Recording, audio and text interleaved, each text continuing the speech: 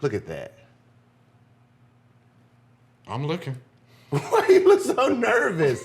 You think I would make you something nasty? I don't know. I ain't never had your cookie before.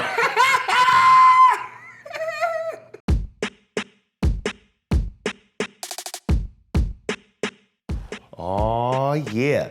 The Palo Santo is set for our next house guest, who is hilarious. We all fell in love with him from his reaction videos that even got the attention of Ellen, who created space for him on her television show. He's now a cross-platform, award-winning host. He's my friend, Kalen Allen.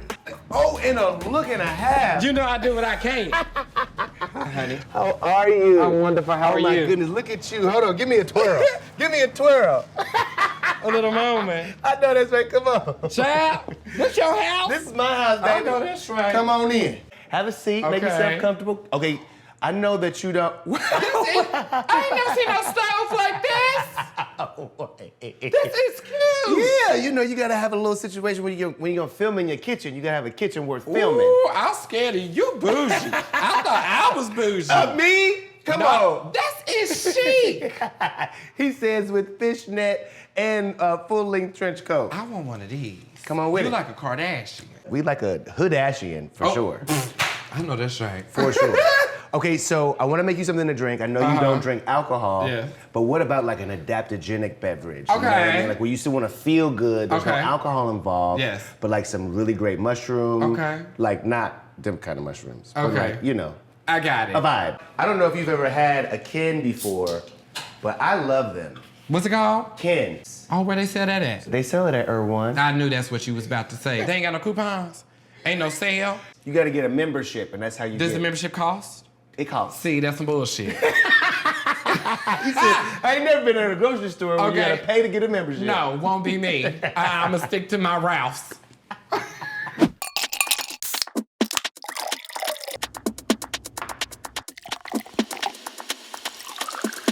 Bam, here we go. This looks wonderful. Thank you.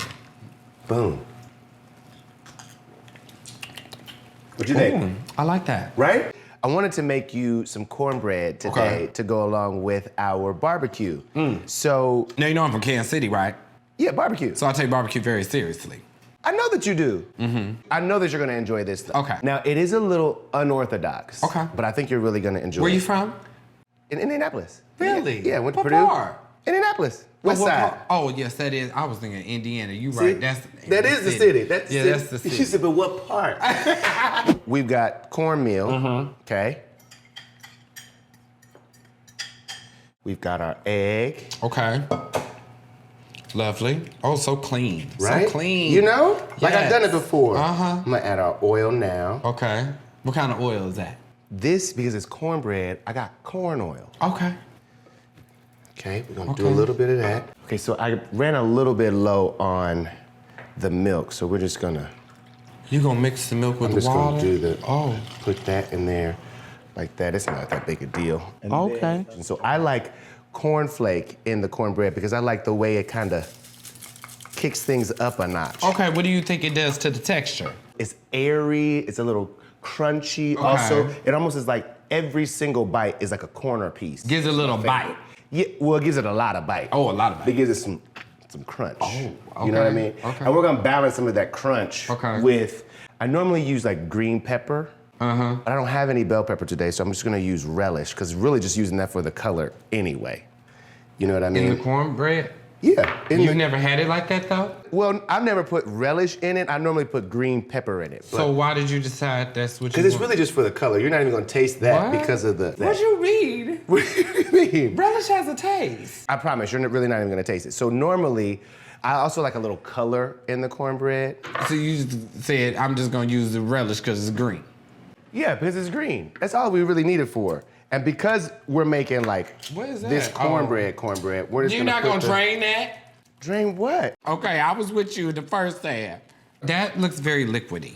It's probably a little too much liquid in there, but what Because we'll you just didn't do, drain the corn. what's gonna happen is like the raisins are gonna kind of pull out some of that moisture raisins? anyway. But I don't have raisins today, so What the I'm hell? gonna use cranberries. Are you crazy? Because it's like red, white, and blue all in the cornbread. Yes, Kayla, it's gonna be so good. You've never had cornbread like this before? Hell no. Y'all I do don't plan to. Y'all don't do it like this in Kansas? Absolutely not. Come on now. Now, you don't get away. You ain't eat that like this in Indiana. Okay, wait. So tell me, what's the ingredient in here that you're thinking that you're a little off about? Well, I was okay with the cornflakes. Okay. The relish is when you lost me. And then these cream is you substituting ingredients with ingredients that don't actually work as substitutions. If you don't have raisins in a recipe, you could put cranberries in it. That liquidy. It's gonna cook off. You gotta bake it. You gonna bake it? Oh, because I thought you was about to put it on the stovetop. No. We're gonna bake this. Did you grease that? You don't have to. You That's don't why I have- put the oil in the batter. Yep. Look at that. I'm looking. Why you look so nervous? You think I would make you something nasty? I don't know. I ain't never had you cook it before.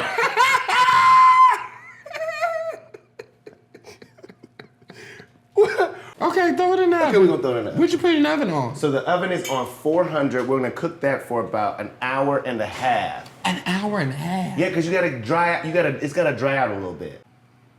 That's a long time. What, for cornbread? Yeah. How long do you normally cook your cornbread? I don't know. I use the box. Wow. Why your voice goes so? I'm nervous. The concern in your voice is so strong. I'm just messing with you. I was about to say, because that is crazy.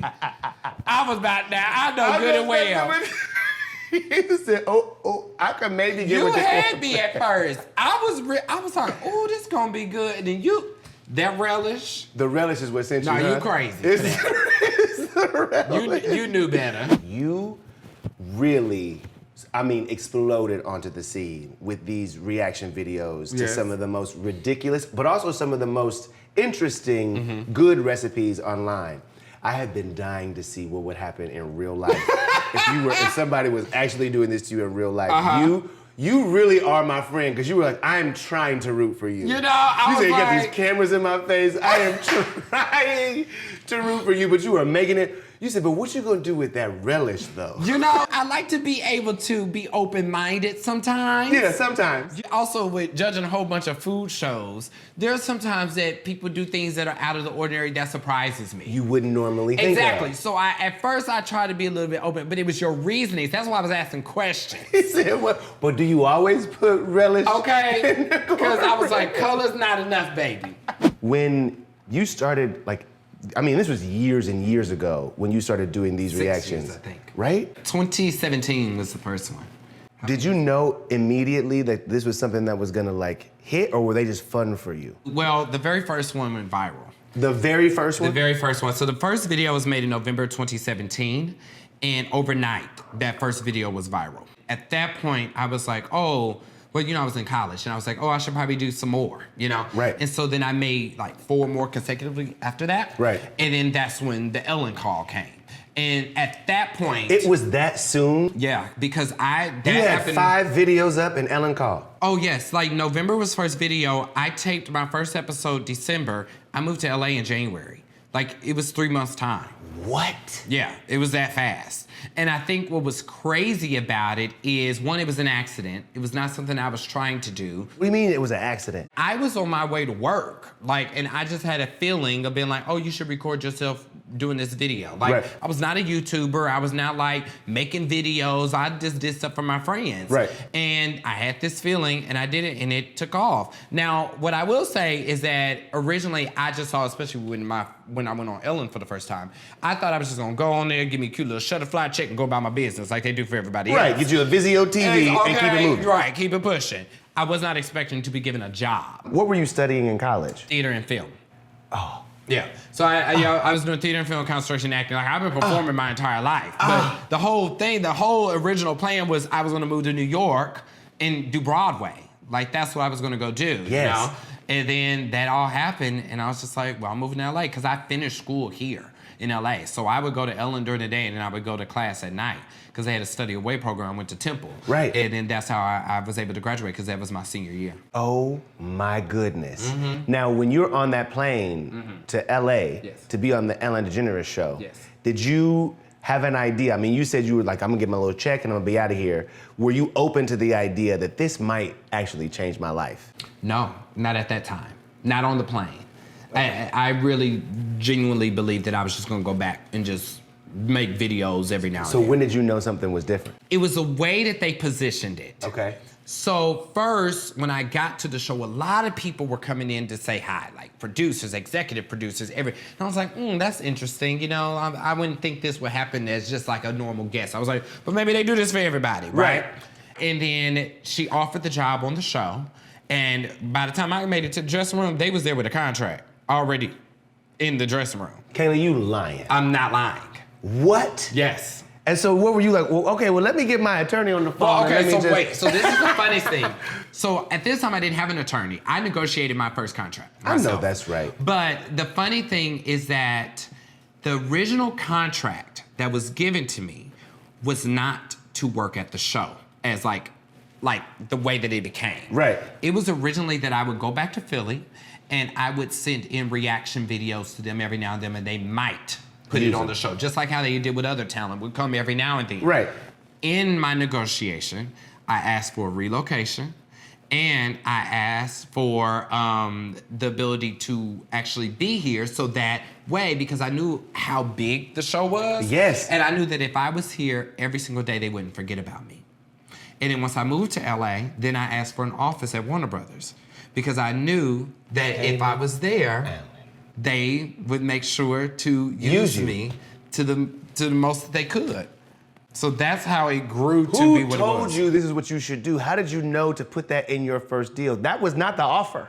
I think for me is what in my entire life, I believe that I've been divinely guided. Really? Yes, and I have always just trusted my intuition and the voice that talks to me. There was an inclination, there was something that led me to that. Right. So when that came, something led me to be like, this is what you need. I remember before I even signed the contract, that next day I walked over to Universal Studios. I called Temple University. I said, I need to talk to the dean. I said, we need to figure out how to finish my degree. Because I just got an opportunity I'm not gonna miss. Yeah, I'm going to work at the Ellen Degeneres Show. So we need to figure this out. That's amazing. And that's just how I made it shake. That's how I made it happen. There are people right now who needed to hear that, like that voice inside of them. Yeah. Trust it. Absolutely. Listen to that. Especially working in this business, you know? Oh my goodness. Because I know what my ultimate end goal is, and I know what I'm working towards, right? When you talk about sustainability in this industry, I used to think the hard work was the answer. It's not. It's not. It's being a visionary. You have to be able to have a vision for yourself and have to be willing to give everything in order for that to make that happen. Yes. And also understand that everybody around you may not see that vision or understand that vision. Yep. And that has nothing to do with you. But you have to stay steadfast on your own journey. Let them know, Kalen. Let them know. And do it for yourself and not need the validation, the approval from anybody else. And be able to withstand Exactly. that process, because whoo, it could be a lonely road. It is. It is very lonely. You know, people always talk about me and my authenticity. Yeah. And I always tell them, yes, but there's a price to that. There's a price to authenticity. There is, especially with me being black and queer, that also lives in my femininity a lot more than others. And working in Hollywood in that. Right. You know what I mean? Like the cards are already stacked against me at every turn. You know what I mean? Like there are a lot of people in this industry that just get to show up and that's enough for them. Right. And it's not for me. Right. You know? I think some of the hardest times that I had is like, you never know if the audience don't like you because either you're black or because you're gay. You know what I mean? But never just because you aren't talented or they just don't like the way you talk or something like that. It starts to be more about your being. And you have to learn how to block that out. And show up anyway. Correct. Right. And show out. Absolutely. Well, it's one thing I know about you. If you show up, you showing out. Absolutely. You hear me? Oh, correct. Okay, come on, let's Always. do it. Let's do it. This is such a cute house. Thank you.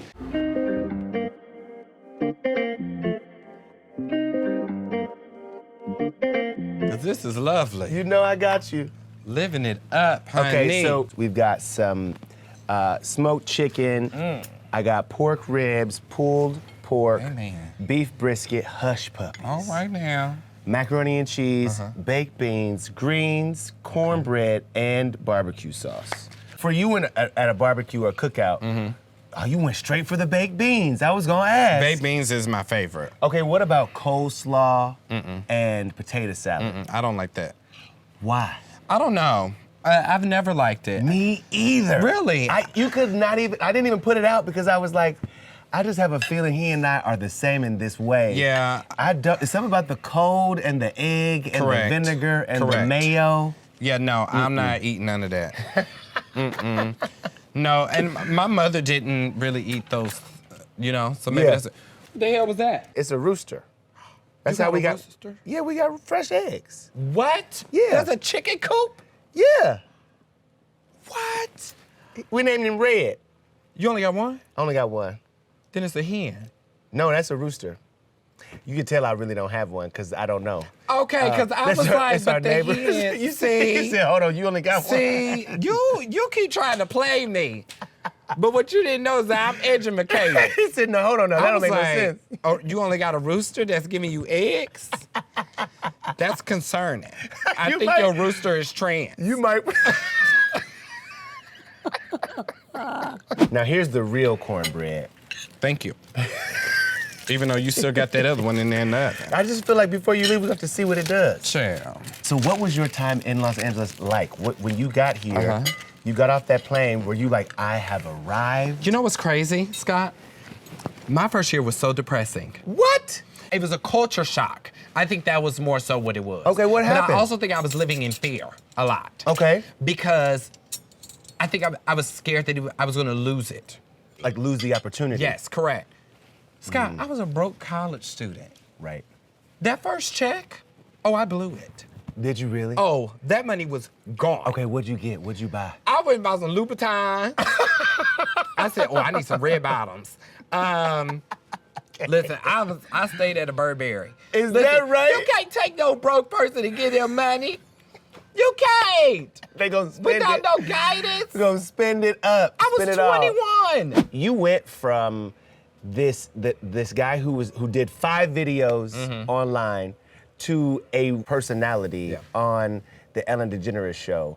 What was your time on that show like? I mean, because you really got to do so much on that show. You were not doing just reaction stuff. Yes. You were out in the field. You were talking to people. You were doing pranks and skits. I mean, it was wild. I feel like anytime people ask me this question, they're expecting me to have like some kind of horror story. You think? Yes, oh my gosh, all the time. Oh, because of the way the show ended. Exactly. Every time people ask me about it, it's almost like they're waiting for me to be like, oh my God, behind the scenes for me, it was terrible. And that wasn't the case for me. Yeah.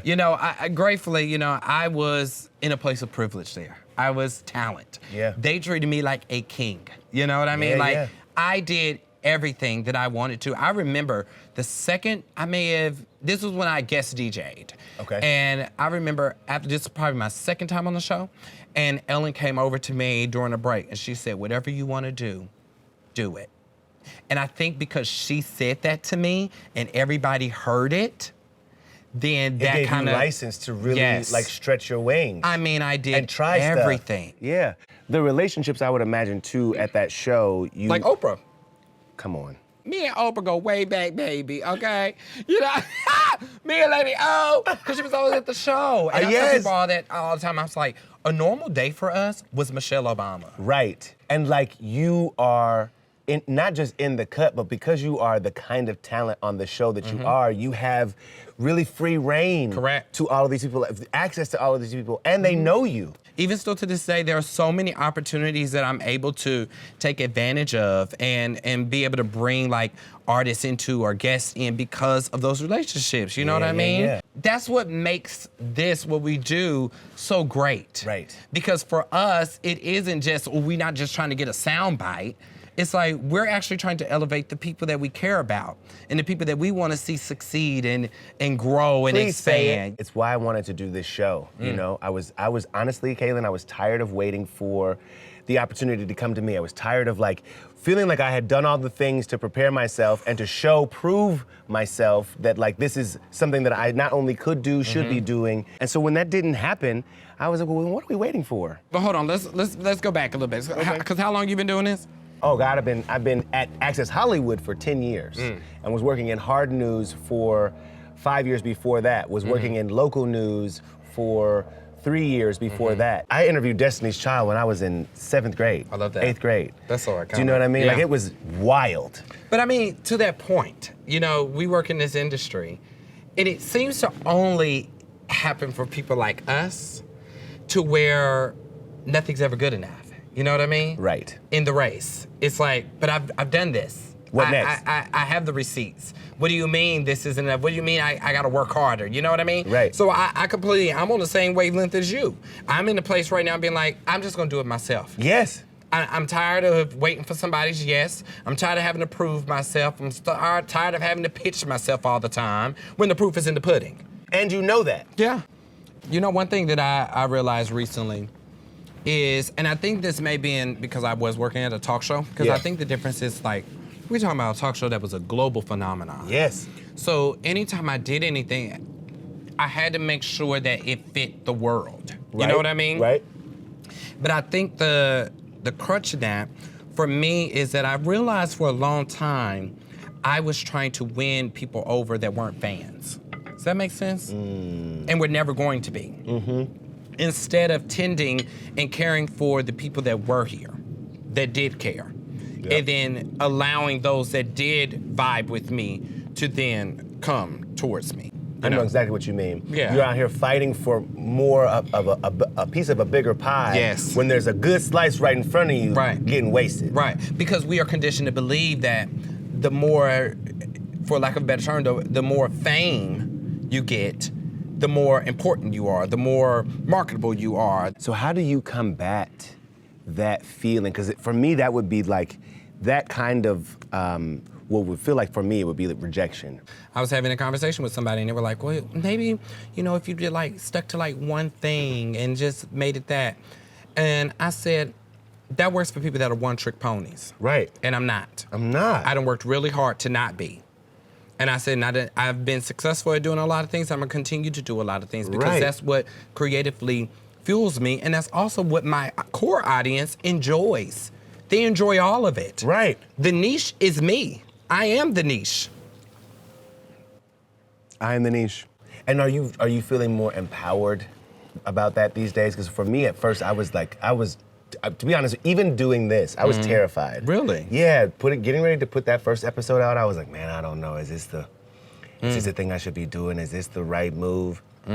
Because I think you're conditioned to following the protocol. You're conditioned to this is the path. Yeah. And anything that strays from the path. And it's a lot of money. It is a lot of money. It's a lot of time, it's a lot of resource in order to do things like this. And so you want to make sure it's good. Yeah. You want to make sure that it's not just something that you love, that you care about, but that more people are going to also resonate with it somehow. Right. Well, I think it also has a lot to do with you as a person and what creatively fuels you and what feels good enough for you. You know, because a lot of people be like, well, a lot of people make stuff on their iPhone, and I'll be like, okay, great, that's good for them. Right. But I have a standard that I want to meet for myself. Right. You know, and the way that I want to be presented, you know? Because I think both of us are playing the long game. 100%. We're not playing, oh, okay, great, we got some viral videos in these last 2 months. I had a conversation with Jimmy Fallon. And he was like, man, you're just so great. Like, what is it that you want to do? I said, well, I'm going to be honest with you. Jimmy, as soon as you look like you ready to figure something else out to do, I'm ready to jump right in that chair. Absolutely. He was like, for real? I was like, no, I'm dead ass. He was like, that's incredible because you would kill it in late night. I was like, I'm glad that could you say that one more time? I'm gonna grab my phone real quick. Let me just say that one more time quote. For all the people. Right. You know what I mean? Right. And he really was a major proponent, a big push for me in doing this because he was like, you can't wait on anything and on nobody. And there are always gonna be people, there's always gonna be things that come up that are like, maybe you should, maybe you should not, maybe you do, maybe you don't. He's like, but if you care about it and you want to do it and you believe in it as yourself, you have to. And I absolutely relate to what you're saying about Jimmy Fallon because for me, you know, one, Ellen, then being able to have a relationship with Oprah, but also being able to do a podcast with Ricky Lake. Come on. I said, this is for a purpose. There's a reason to this. Yeah. Like, I absolutely, you want to do late night, I want to do daytime. And I want to bridge, because what I loved about talk shows back in the day was that the audience was a part of the show. A part of the show. And that's gone. It is. What I enjoyed about Oprah's show was that Oprah could have a celebrity on, like could have a Whitney Houston, they could have a good old time, but then she'll also have like somebody like Mariah Carey and they talking about her being biracial. You know what I mean? Right. The fact that you were able to explore all different types of levels, but still have a good time. It comes around every so often on my Instagram of where Oprah was eating that chicken and she said, Oh. "Did we get salt and pepper?" Oh, yes. And she said, "No." Uh-huh. And she started laughing? She said, "I thought we were going to get some salt." Because it was bland. She said, "Just say you like it." Oprah Right. said, "No." Right. I mean, what I mean to say is, I love it. Yes. That is, I mean, but I think also the fact, like, we don't even have those moments anymore. I know. You it's know? so true. It's like, so true. I want those candid moments. I want those real moments again, like Patti LaBelle on Tyra, you know, and the eating of the cupcake. Yes. You know what I mean? I know you can put your fingers on it. Right, exactly. But you can touch it with your hand. So, what's wrong with her? What's wrong with her? Why did you think I would eat the paper, boo? When Patty said, when she first said it, she was like, I was Okay. like, oh, here we go. She about to let her have quality it. TV. About to let her have it. So good. Oh my goodness. You know? You would be great at a daytime talk show. I would love it. You would be great. Bridging the gap. Yeah. It's also the fact Is that that the name of the show? Oh, it could be, you know, or we just call it Kalen. Okay. Okay. Listen, but I really enjoyed the fact of like, even when watching like Ricky Lake back, Yeah. the fact that the audience had a voice, it bridged two worlds together. You know the one that got me? I mean, I would run home from school, and this is gonna sound crazy. Do you remember Jenny Jones? Oh, yes. I mean, you had a whole bunch of stuff at that time. You had Jenny Jones, you had Montel. Sylvia Brown. Yes. On the Montel Williams show. Yes. She'd be in the audience, she'd be on the stage, and she would say, I got a man with a J. Uh-huh. Is a man here with a J name? Uh-huh. Could be a woman. Could be a man or a woman with Testing a J the name. waters. Yeah. Testing the waters. The J could be a G. Right. It's you? Uh-huh. Is it your mom? Yeah. Your sister? Yeah. It's your cat. Uh-huh. Okay, well, let's talk about it. And we got there. We got there. You know who they don't include in the conversations about iconic talk show hosts? Who? Arsenio Hall. It is so funny that you said that because you were saying, you know who they don't talk about, and I was like, well, in late night, I feel like Arsenio Hall Yes. was really the dude who I remember, woo, woo, woo, woo, Yes. woo, right? I remember we would watch the show. I was way too young to be watching Arsenio Hall, but I remember, I think it was like something like New York Undercover was also on at around that time. A Hard Copy was on TV, and we'd watch In Living Color Yep. and Arsenio Hall. And those nights at home in the living room, there was so much laughter Yes. at the house. There was so much joy in Yes. the house, you know what I mean? And to see also black people doing it was incredible. And I kind of guess like Whitney.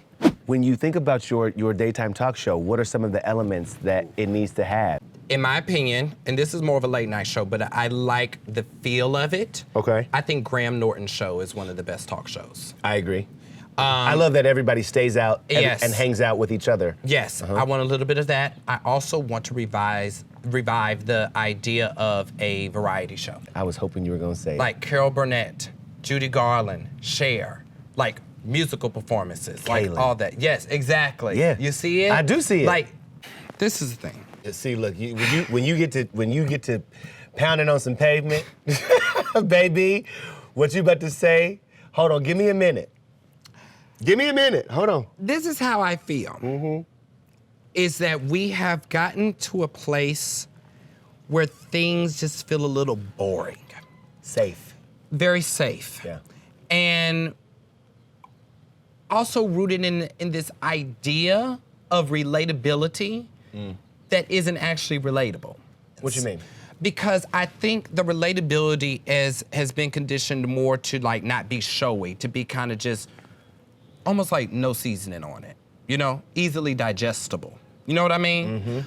But the whole point, especially for entertainment, and when you think of celebrity or you think of all that, the whole point of a Mariah Carey or a Cher or a Carol Burnett or Whitney Houston was the fact that they were the only ones that could do that. Right. That's what made it special, right? Right. So if I feel like I can watch something and I can plug anybody into it, That's not special. What are we doing? That's a template at that point. You know what I mean? It's a template. And I don't ever want to be that. I don't want you to ever be able to look at what I do and say that anybody could do it. Well, let me tell you something that I don't think you ever have to worry about. I invited you over here for some barbecue in the backyard. And you showed up in some fishnets. In a cat suit. Cowhide, and a full-length trench coat. It's 117 degrees. It is mighty warm. And you said, you know what, but I'm still gonna shine. Absolutely. Do you hear me? Absolutely. You don't have to worry about that. And not a bead of sweat. Okay. Not a bead of sweat. Scott, I mean, is that what happens when you don't drink? Listen, you know what? Access Hollywood has been here forever, right? People are familiar with it, right? Yeah. But I still see you as a standout. Before I was even working at Ellen, like, I knew who you were. You know, that doesn't happen for everybody.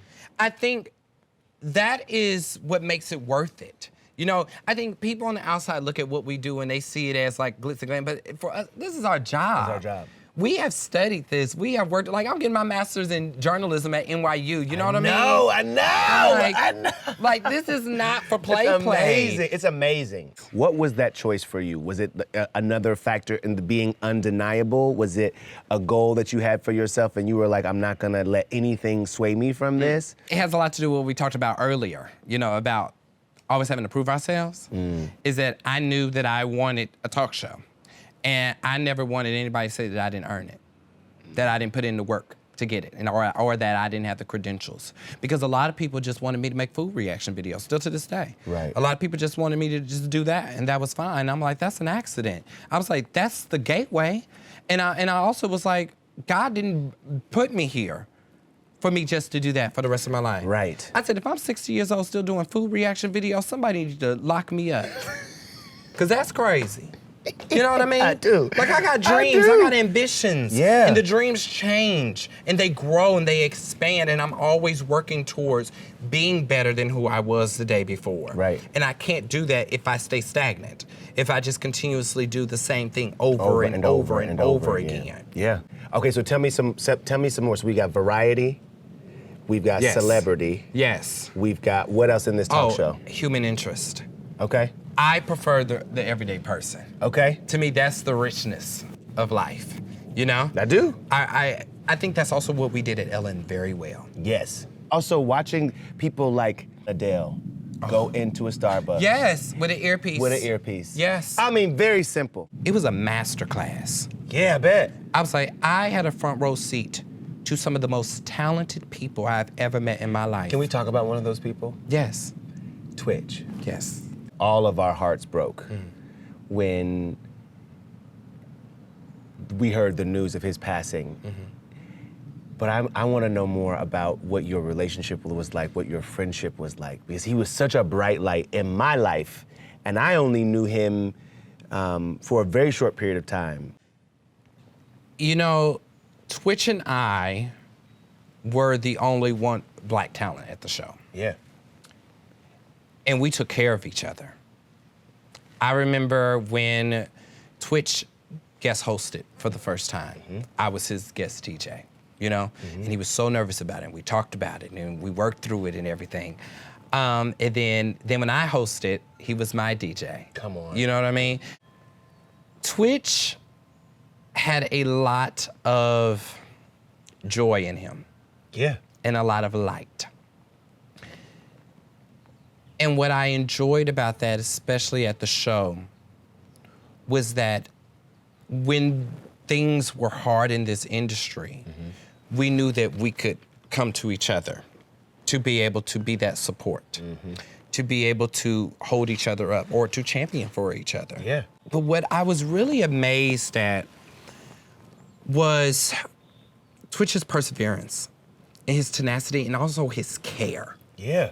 His care for it was unlike anybody's I've ever seen. And he's the kind of dude who would stop in the hallway. Yes.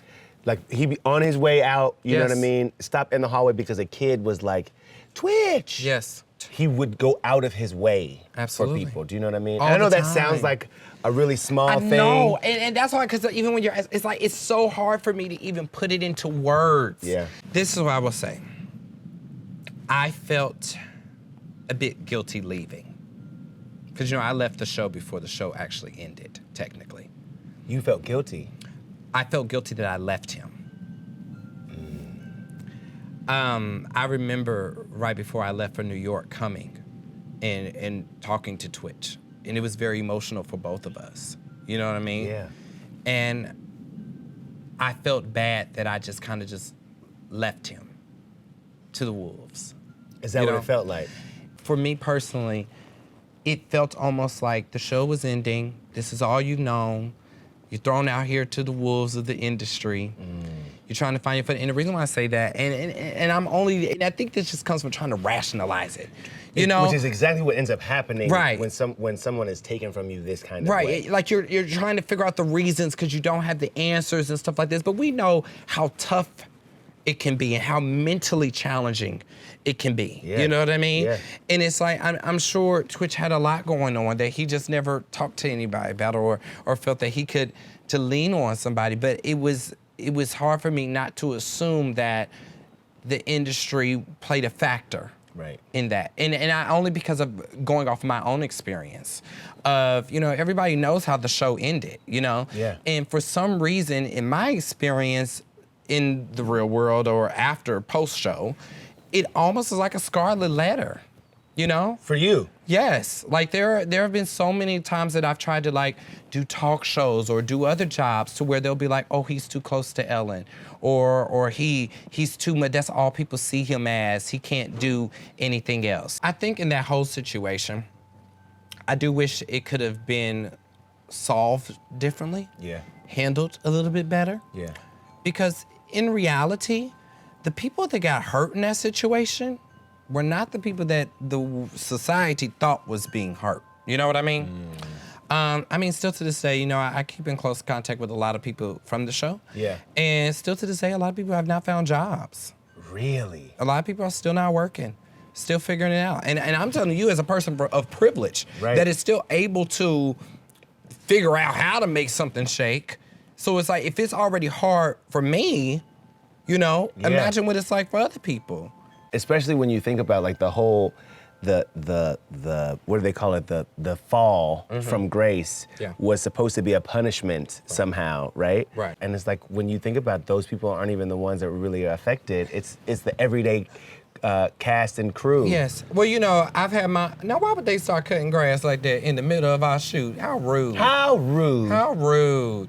I think sometimes, you know, I may make mistakes. I may fumble sometimes. Of course. And people. We all do. Everybody does. And everybody can look at a decision I make or a choice that I make and not like it. But I don't think people always understand that there's a lot more at stake than just me. You know what I mean? Like, every decision I make affects a whole bunch of people. Right. There's a lot of people that depend on me to be able to take care of their families, you know? Right, that are part of your team. Exactly. Right. And so it's like, I can't always make decisions based off of what the public is going to think about me, you know, or how they're going to feel. And I have to make tough decisions sometimes to not only take care of myself, but take care of the people that I care about as well. And then just deal with the repercussions afterwards. I hear that. Kalen, what about dating? Are you dating? Am I dating? Come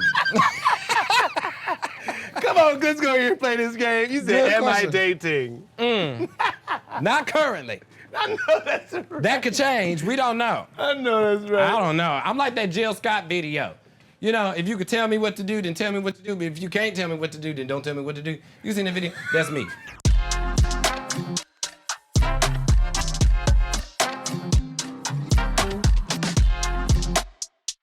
Oh, so now you want to take your coat off when we come inside. Yeah, You want to take your coat off when we come inside, but you want to do it when we was outside. Well, in you the told me the 110. game was active, so you know I wanted to be able to be limber. Okay. Here's what we're gonna do. It's like a take on an improv game. We're Okay. calling it main character energy. Oh, Feel me? I like that. So you're gonna get handed a stack of main characters. Okay. Then you'll use that hand for the best people to show up in this particular scenario. Okay. So our scenario is gonna be. Flight attendant asking a passenger to deboard the plane because they overbooked the flight. All right. So now I'm gonna give you your possible main characters. You Okay. choose. You And choose. I'm the passenger. You gonna be the passenger? Yes. So I'll be the flight attendant. Okay. Okay, I'm gonna go. Which one do I want to do? I'm a flight attendant. While you think about that, I'm gonna go. I just gotta get some props. Okay. Okay. Which one do you think? See, I'm feeling more of this one. Yes. See, okay. See, we on the same wavelength. All right, thank you everyone for joining us on our southern flight this afternoon. We would like to just remind everybody to please keep your seatbelts on. Hello, excuse me. Hi. Yes. How you doing? I would love to I would have some really bad news for you. This is row 4127, and I'm gonna need you to come with me. Where exactly would you like me to go? Well, so what happened was is we have here on our Southern Airlines flight, we have overbooked this flight, and I'm gonna need you to come with me. We're gonna get you rebooked on another one. All right, honey? Yeah, sure. Come on with me. I think you have the wrong person. Okay. You are in seat 127? Yes. So on your little doohickey there, what does that name say? This name says not on this flight is what it says. That I have is to tell incorrect. you. I have to tell you. But if you come with me, I'll tell you what. Okay, darling. But I'm gonna have to ask you to go and get on up and This get is what I'm gonna have you do. Up about 5 rows is a man named Stedman. Stedman gonna go with you? No, you're gonna take him off. You know? Yes. Okay. Yes. Miss Winfrey? Yes. You want Stedman to go? Yes. Instead of you? Yes. Huh. Well, let me go check with my manager and see if that's gonna be all right. All But right. Now, one question. Do you have bread? bread. I love bread. I love it. Who is you supposed to be? You don't know? Wendy Williams. A customer complaining to the server because there's something wrong with their order. I'm gonna be the customer. Okay.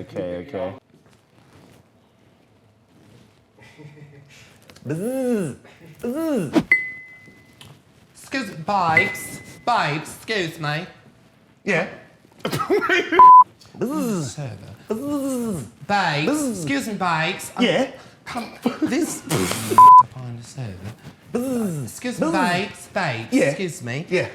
This salad, there is something very taut in here. What is the ingredients? Oh, it's a salad, so it's all the things that come in a salad. You know what a salad, in Frosted in Paradise, it's a salad that comes from, it's organic. You got greens in there, you got tomatoes in there, you got some good stuff. It's super green. It's green, super green. No, all salads aren't created equally. Something's wrong here. It's giving me a little itch in the back of my throat, and that's not good. I have my residency tonight down at the theater. Well, I'm late from a radio show at this point, you know what I mean? So are you gonna eat the salad or you're not gonna eat the salad? Because it's super green. You said you wanted a super green salad. Come on, man, I didn't know we was gonna be smoking. So you're very familiar with green? I am, you might call me a green expert. Oh, yeah, a green expert. Well, you are not an expert at this green. So. Well, I just wonder if you ever in your life had a salad, what kind of green would you want that salad to be? Huh? What kind of green you want that salad to be? Do you want it to be green or you want it to be super green? Green, super green. Darling, all this gyrating is very foreign to me. We don't do all that in London. I enjoy your charisma. Yeah. So why don't you come to my show tonight, okay? I will be there around 7 p.m. I want you to be at my dressing room at 5 o'clock with a new salad. Thank you. All right, everyone, let's go. We have a show to do. I'm guessing it's Adele. Yes. It's Adele. Do you That's have any idea who I am? I thought Jennifer Lewis. An employee requesting time off from their manager and they don't have the days. Okay. Who you want to be? I'm gonna be the person requesting time off. Okay. You be the manager. Okay. Okay. This is who I am requesting time off.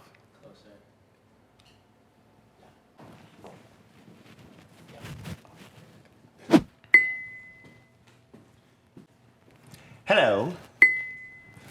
I'd like to request some time off. You see, I never, ever get that much time off. Well, I don't think that's going to work. What? We have rehearsal. Rehearsal? Yes.